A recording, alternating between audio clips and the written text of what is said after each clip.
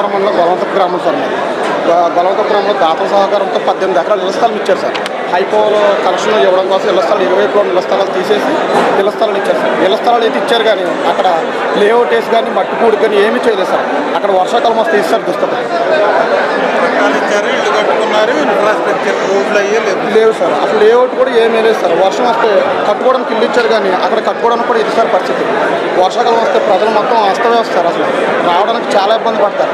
School పిల్లలు స్కూల్కి కూడా వెళ్ళలేని పరిస్థితి సార్. ఇక్కడ రావడానికి ఆ ప్రజలు నేను నాతో రావడానికి 6 సిద్ధపడ్డారు సార్. ఇక్కడ రావడానికి ఈ రోజు నైట్ వస్తాయని చెప్పి మార్నింగ్ వాళ్ళ భయభ్రాంతులు చేసి రానివ్వకుండా చేశారు సార్ గొలవంతపు గ్రామం.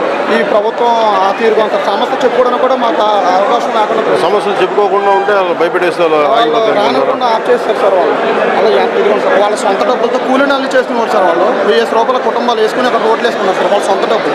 గవర్నమెంట్ కూడా వేయలేదు సార్. నేను లాస్ట్